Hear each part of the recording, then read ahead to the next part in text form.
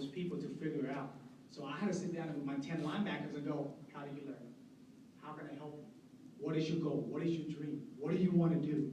Are you here because your parents are here because you love the game of football? Whatever it is, you have to have that relationship.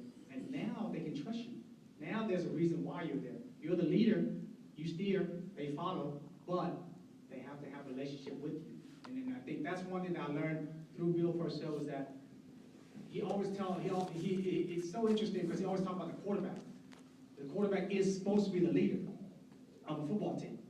And the quarterback has to know when to pat somebody on the butt, when to get on somebody, when to chew somebody out, you know what I mean? And can't be a clown because you're a leader.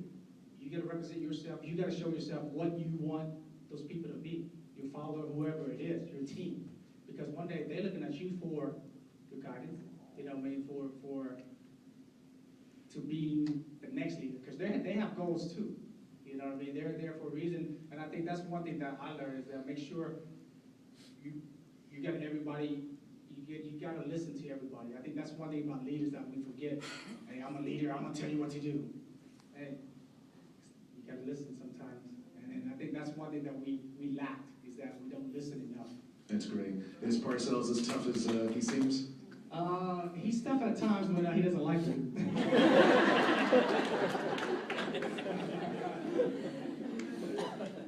Quick question for you. Yes.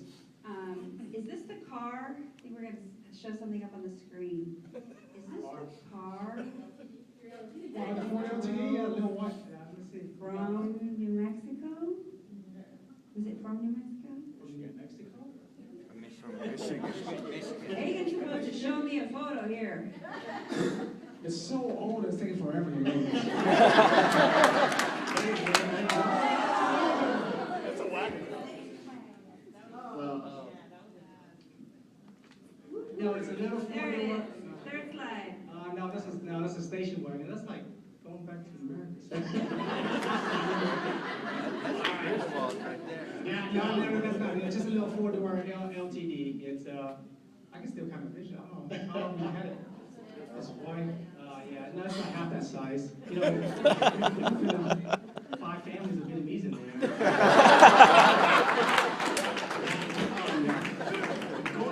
Going back to your NFL days, take us to maybe like your most memorable moment on the field. You know, the clock goes down to 0 and It wasn't many. It wasn't many of them.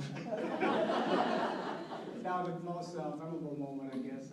It had to be, one thing I can share you a story. Let me share you one story before.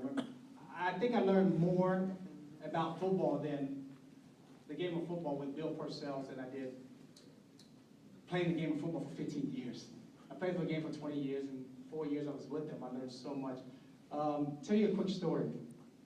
2 stories. Let me tell you 2 stories. So he first come to the Cowboys, and he's 62 years old, and he practiced. We went to training camp here in San Antonio at the Alamo, and we do this situation stuff. He talks about every 50 yards. If there's no turnover, turnover is #1 component of winning and losing at any level. So who's telling you something else, don't believe it. But turnover is #1, so take care of the football, Tony Romo. So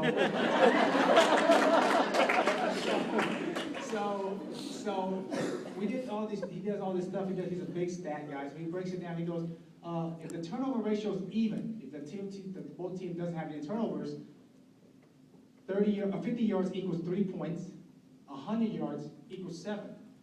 So we go play Arizona, he's telling us it's one year out the other, all of us, so we're like, this guy's that clown, up here, we're down here, he's very intelligent, he's very bright. And we go play Arizona. So before the game comes in, he goes, yeah, when you're 62 years old, I hope you'll be happy like I am right now. Because he was so excited to be back. And we go out there and played horrendous. Couldn't make a first down, couldn't do anything, it was bad. So he goes back in that game, Monday, we go back to the Alamo. We played Saturday, and Sunday we had the meeting. And on the board he goes, Arizona, Dallas. Passing yards, rushing yards, turnovers was even, and then he says points. So we lost the game 13-0 in Arizona. Arizona plus 196 to the Cowboys. So 7 was, 100 yards?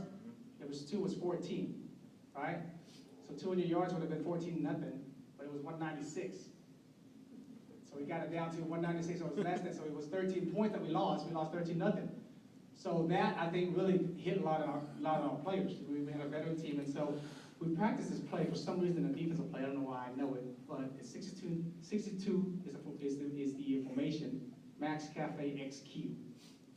It's decoy, 3 guys on one side, and they run this guy over here. There's 3 receivers on over here, in the backfield, and the receivers to the left. So we practiced this drill about 4 times during training camp.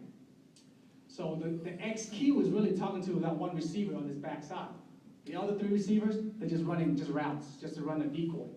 So if the corner is pressed on him, he runs a Q. So he goes in and pulls up safety and runs a Q. And it's going to be about a 20-yard catch. If he's off, he just runs a true 7, 25. 27 is 18 and the 7 out, so it makes it 25 yards. So XQ. So we played the Giants Monday Night Football. I mean, some of you guys might remember this. Cowboys fan, you might know this one for real. We were playing, we were up, and then all of a sudden they took the lead by 3. And they kicked the ball and hit the pylon and went out of bounds. You guys remember that Monday Night Football? You guys kind of remember that? Okay, yeah, I do remember that. So the ball hit the pylon and it went out of bounds, so the ball was on the 40-yard line. We didn't have a timeout left. So all of us on the sideline said, 62 Max Cafe XQ. Because we practiced it 4 times in the training camp. So everybody's like, oh. So Quincy Carter's going to throw to Antonio Price. We all sit on the sideline and watch. God behold. Caught the ball, 25-yard game, 52-yard field goal, bam, went to overtime. Got the ball, drove down, won the game. Yeah, you remember, right? But the team wasn't an Italian football team, but we believe in what he did. So stuff like that was very interesting to me. That stuff like that I remember. The most memorable game back to sorry, I went off track. It has to be, we played Carolina, and we beat Carolina his first year in Dallas, and we went 9-1. And after the game, Coach Purcell came in, and he took over a team that was 3 consecutive years, 5-11. And he goes, guys, nobody can call you losers anymore. You're winners now. And I think that's, touches you, you realize, how big it was during that time. And that's what I remember that Carolina game. It was Old Texas Stadium, so there was a lot of history there too as well.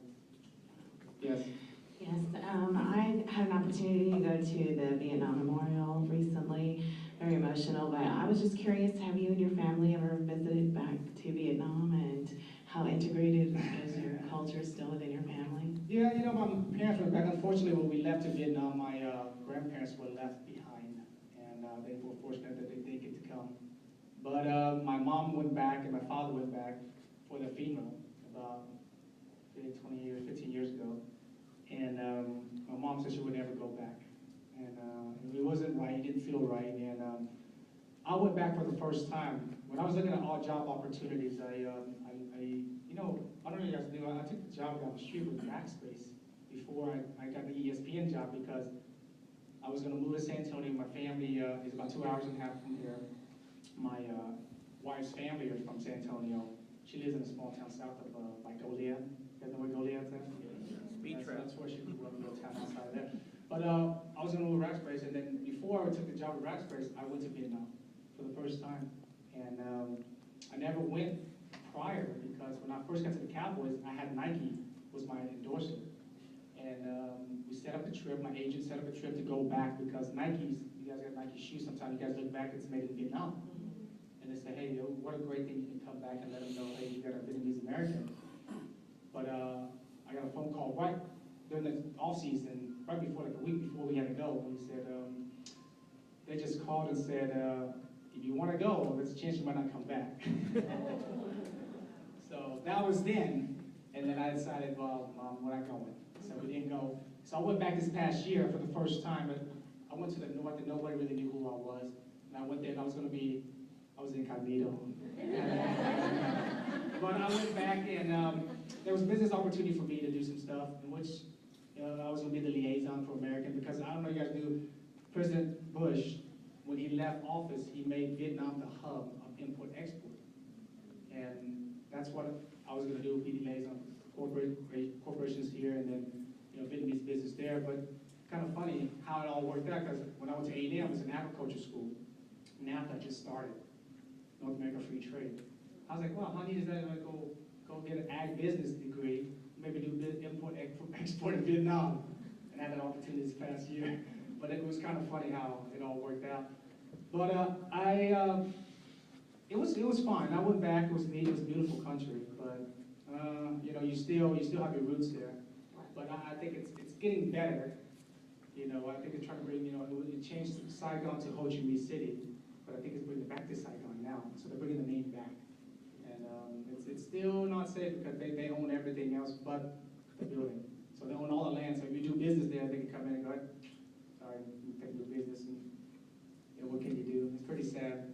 And just another real quick question. How did your mom cope with football being such a physical sport and getting injured? My son's injured right now, and I'm like so worried about him. It's kind of a funny story. I was playing, you know, I was so much bigger than all my friends. You know, Hispanics, I was talking about Hispanic, tower over my friends. When I was growing up, I was like a giant to a lot of my friends. I was 5'10", you know, in the 8th grade. I thought it was gonna be the next year. I thought it was gonna be the next Shaquille O'Neal. So I played basketball, then also I played football. But my parents didn't know I was playing sports because they worked, you know, both of them worked 2 jobs. My dad was a shrimper, so he was always gone. And really, my brother and my sister really watched over us. You know, we guardian sign, well, oh, I don't sign that. I'm for that signature. But, so I played a game of football in 8th grade, and my parents finally found out that I played. I came home with a cast on my arm. I broke my arm. I came home, and they knew how happy I was playing. They were going to let me basically, hey, don't play no more sports, and we can't afford this, and you know, it's too violent of a game. But they knew how happy I was, and I played. And you know, they went to 2 of my high school games. Talking about my parents, they went to 2 of my high school games. My junior and senior year, both of them were parents' night. I didn't understand the games, so I didn't hold nothing against them, but. My first year at A&M, though, as a redshirt freshman, we played Rice. We played them on a Thursday night football. I don't know if anybody remember. We played them on Thursday night football. We played in, we beat them. And so Coach Slocum goes, hey, go home. Well, now you guys can go home. So we went home.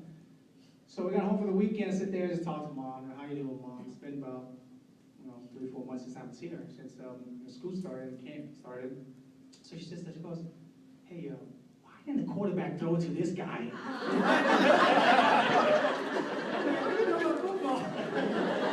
So she's asking all these questions about football, and I was like, oh, I didn't even know she even understood football. So, but it's kind of neat. It was a great experience for my family because of in the game of football, we were more soccer players.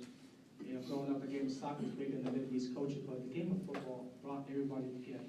And even now, to this day, they still watch the Cowboys, they still watch A&M, they still, you know, it's something that they do in the weekend. It becomes a weekend deal for them.